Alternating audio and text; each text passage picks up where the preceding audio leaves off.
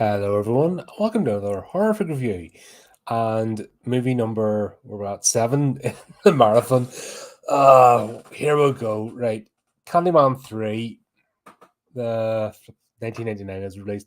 Candyman is back trying to convince his descendant, an artist, to join him. So, was she an artist? She wasn't an artist. I don't know what she was. Anyway, essentially what we're doing with this is straight to DVD, knockoff, cheap.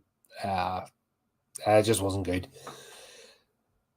Just reeked of cheapness. That's the only way I can politely describe it. But we're carrying on with Caroline. So the baby that was born in the second one, Annie's daughter, we're with her now in adult life. And what she's decided, yep, morning has broken. Oh, God, man.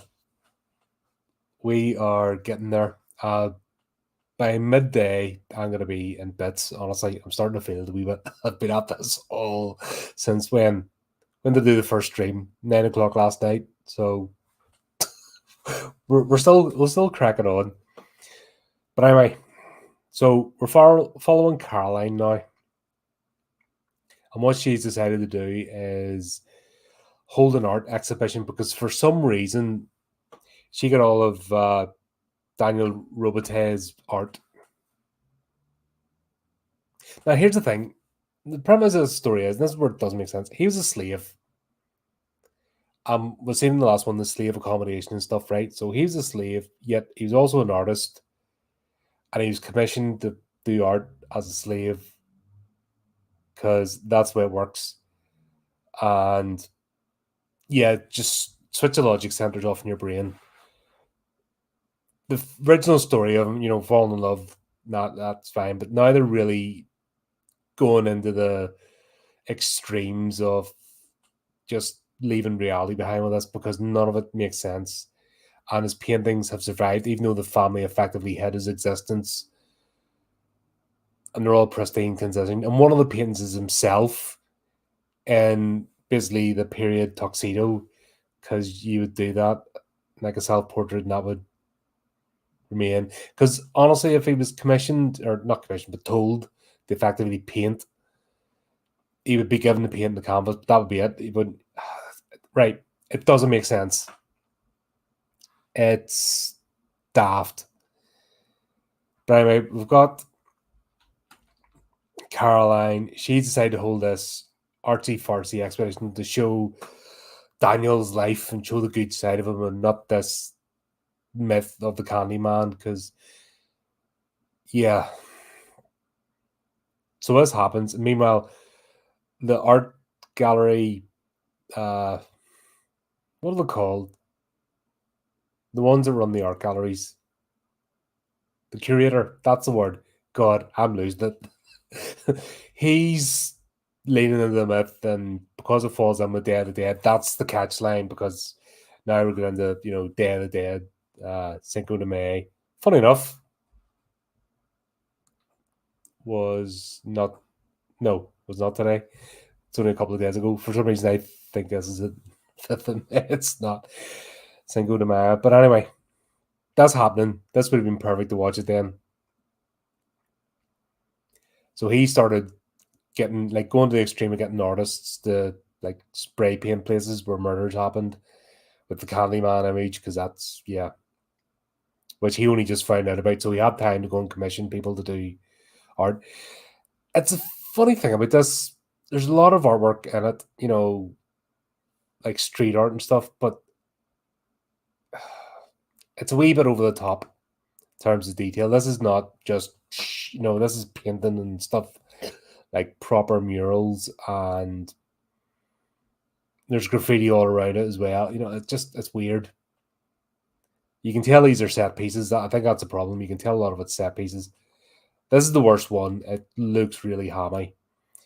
So you've got her, and she's dipping in and out of reality. Once she's at the art show, of course, everyone eggs her on. Say his name 5 times, do you dare? And have a mirror set up, and she does it. And of course, that kicks it all off. And then somebody's acting as if they're a crazed person in the art gallery, but it turns out this is David, who was a paid actor. Blah, blah, blah. She doesn't take kindly of it. She goes home, but then she dips into reality. She wakes up the next morning on a park bench, completely unmolested, because that's the way it happens. And etc. etc. She goes to find Miguel, and then Miguel and his girlfriend have been taken out. And this is basically a repeat of the first one, where she gets blamed for all the murders. You know, that's the way it kind of goes on. I'm not going to spend too long on this because it's not a good movie. It's cheaply done, and they're stretching now.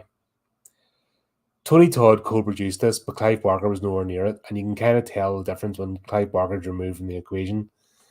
This is just a cheap knockoff. This is like, knockoff Candyman. It's not. It's that off-brand candy. It's not the proper brand. It's the off-brand stuff. It's cheap and nasty. Yeah, this focuses on the gore just to be a slasher. They basically made it a slasher movie. And the whole premise of the story is that Candyman wants his last descendant to be with him. Which, to be honest, if she was allowed to live out the natural course of her life, she'd be with him. And the fact that she's trying to bring him to the fore, not the Candyman legend, but him as Daniel, and tell their story, she's kind of doing that. And if he's waited this long, like a couple of generations, surely he can wait about 30 or 40 years. Let her live out her life. But the plot needs to happen. So, yeah, woo, slasher movie, scary worry, woo. Caroline needs to be chased and cajoled and blamed and etc. etc. Conveniently, David has a grandmother who's like a they call her something else, but she's a bruja, essentially that sort of character.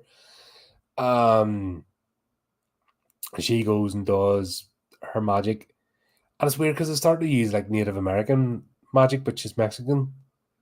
Yeah, I know there's similarities, but it's not the same culture, and they kind of muddy that in just because why not throw mud at the wall, see what sticks, sort of thing. It's so hamily done. And she dodges Bell and tells him she must destroy the good as well as the bad. Evil can't exist without good, and blah blah blah blah blah blah blah. You are the chosen one. Your destiny. Go forward to slay the dragon. Sort of nonsense. Then her roommate Tamara gets killed, which is almost a replica of the first one. Just gets killed for no reason. She gets blamed.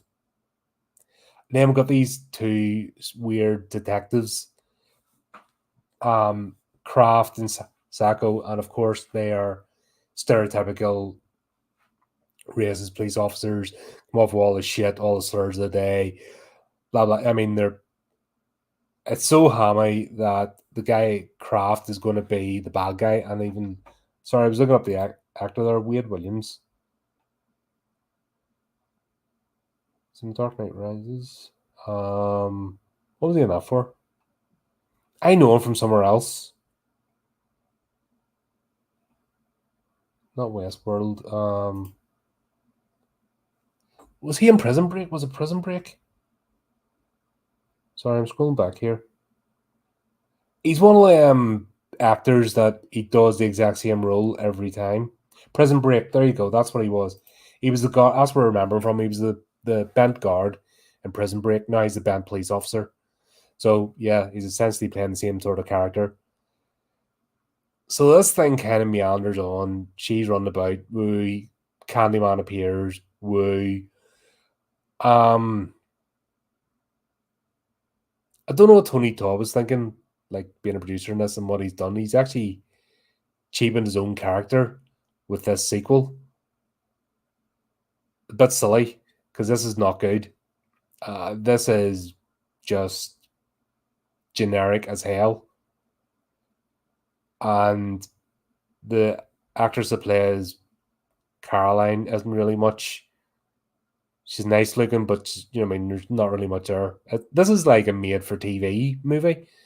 This is like something you'd find on a network nobody watches at 10 o'clock at night, or some daft YouTuber, doing a movie marathon at 7 o'clock in the morning. It's that sort of movie.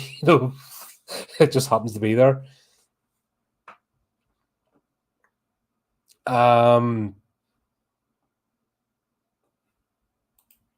Yeah, when Clive Walker's involved, it's better. But obviously, there's been issues. Like I said, we've covered the entire Clive Walker series, all of his film adaptations, and you can kind of see where it's went really well and where it's not. And you can kind of see that they don't get Barker. And at least the first two movies, like I said, the last one there I watched, part two, was still within the theme, and it became its own mythos. This is just utter rubbish.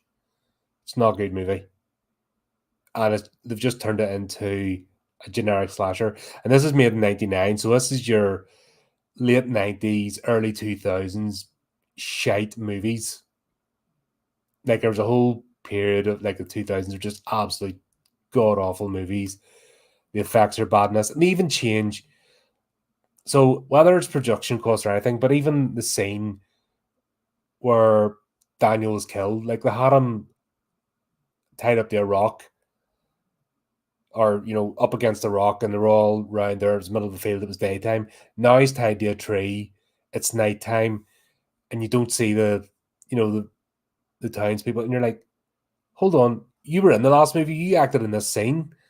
Why are you changing it? If you're involved, like, it's not even remotely, like, just use the recycled clips from the first one if you felt the need. So it's almost, even that bit, they've like completely changed, and you're just like, what are you doing? It's just reeks of cheap knockoff. And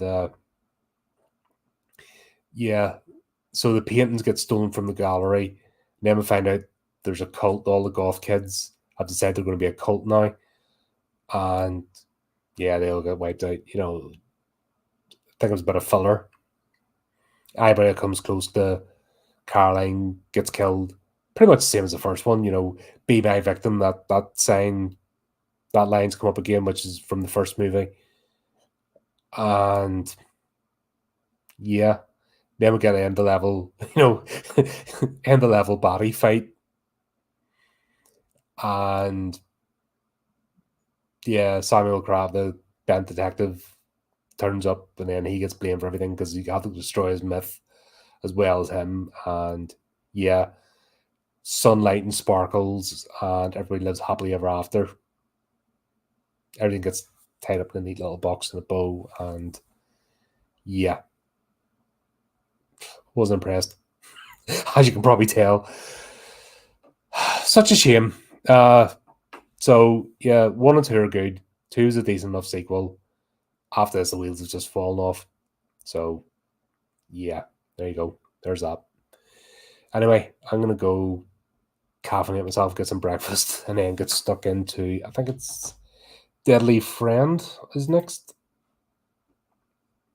Yep, Deadly Friend. So we've got some Wes Craven goodness coming up. So that'll be fun. So just leaves me to say, keep updated the channel, do the typey clicky things. Until next time, which will be very soon. Keep it creepy, keep it horrific.